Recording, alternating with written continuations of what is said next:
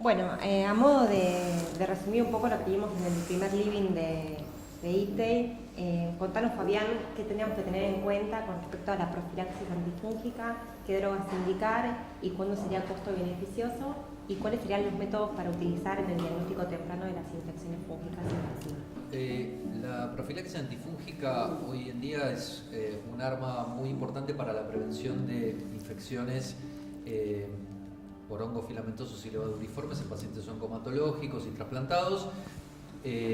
Ha mostrado una reducción de infección fúngica invasora, mortalidad relacionada, mortalidad global, prolongación de la sobrevida inclusive en trasplante.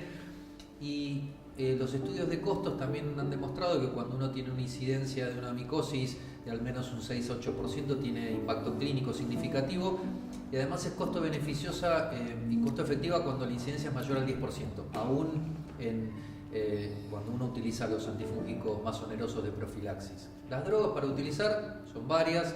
Uno tiene que primero definir cuál es la población de riesgo, que la mayoría van a estar dentro de los que tienen neutropenias prolongadas o inmunodeficiencias significativas, como por ejemplo las leucemias agudas, ya sea mieloides o linfoides, los trasplantes alogénicos.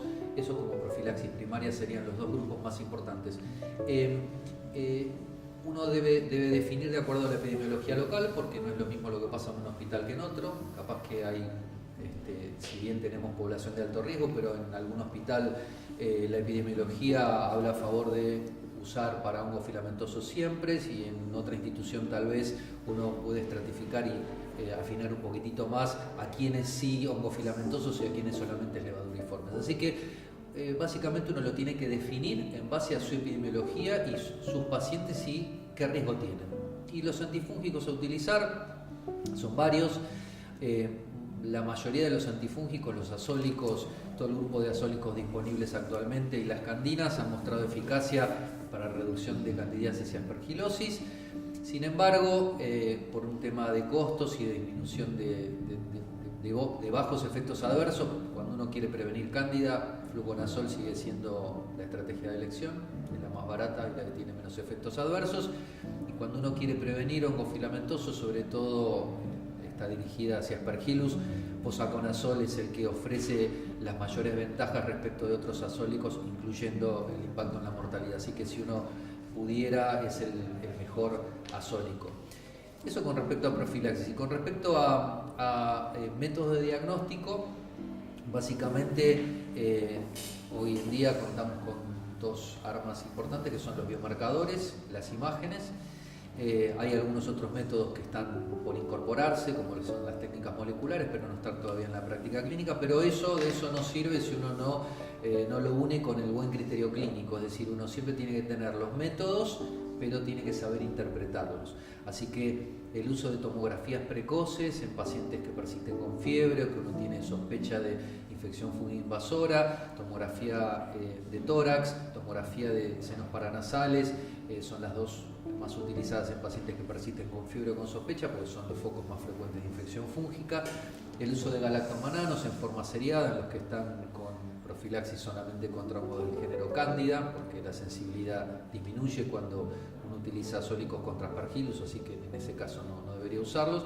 Son las dos herramientas más importantes y a veces eso nos lleva o a utilizar los tratamientos empíricos o a solicitar métodos invasivos. Es la llave para decir, bueno, a este paciente por este biomarcador positivo, por esta imagen tomográfica, por las dos cosas, requiere hacerse un lavado broncoalveolar, requiere hacerse una endoscopía endonasal, etc. O sea que son las cosas más importantes para la práctica clínica y hoy por hoy imprescindibles en el manejo de estos pacientes. Fabián, entonces quiere decir que vos la profilaxis antifúngica en un paciente de alto riesgo, que ya lo definiste, la recomendás siempre. Sí, los pacientes de alto riesgo, la profilaxis creo que está firmemente recomendada porque cumple con todos los estándares de reducción del riesgo de IFI, reducción de la incidencia, disminución de la mortalidad relacionada, disminución de la mortalidad global, aumento de la sobrevida y inclusive es costo efectivo y costo beneficioso. Así que en los de muy alto riesgo está firmemente recomendada y uno puede entrar a discutir en el que no es de alto riesgo pero tiene algunos factores que a veces algunos los categorizan como riesgo intermedio, qué hacer, y bueno, en esos es paciente por paciente, uno tendrá que definir, pero los que uno realmente categoriza de alto riesgo, que son los que tienen riesgo de hongos filamentosos y levaduriformes, los beneficios realmente justifican que uno utilice una estrategia de profilaxia antifúngica.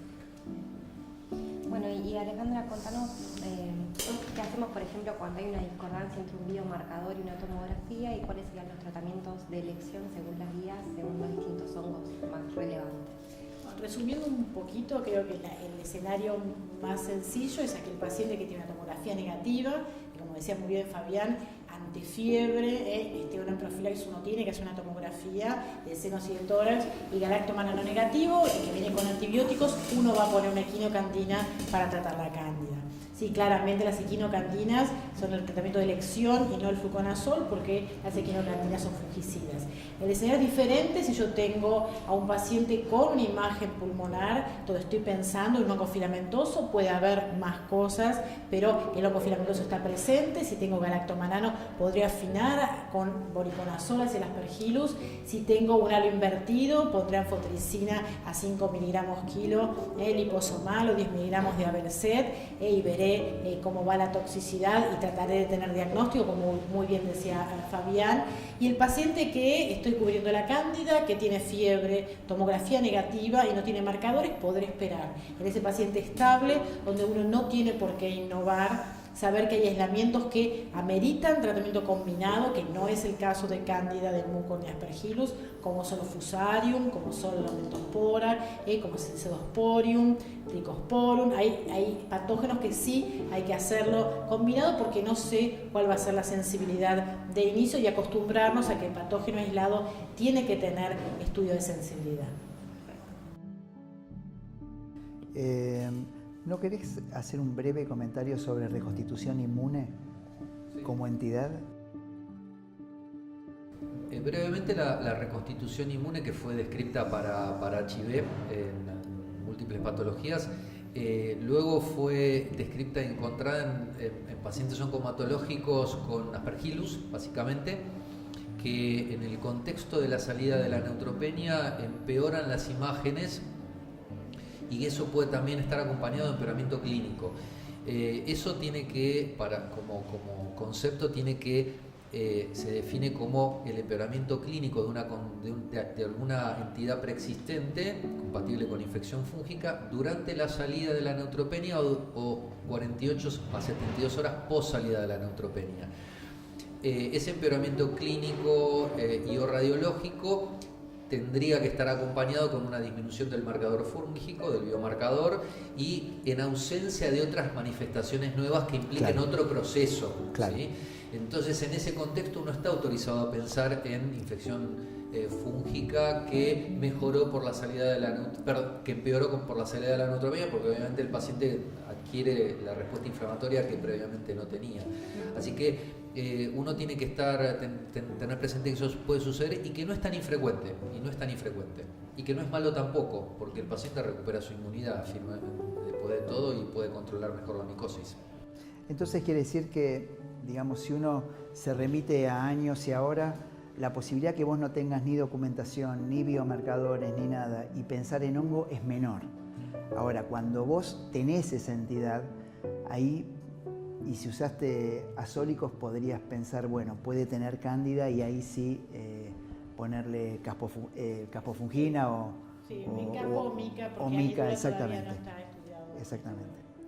Bueno, les queríamos agradecer mucho, la verdad que fue muy productivo, y año a año la verdad que se va aprendiendo cada vez más. Muchas gracias. No, gracias a ustedes.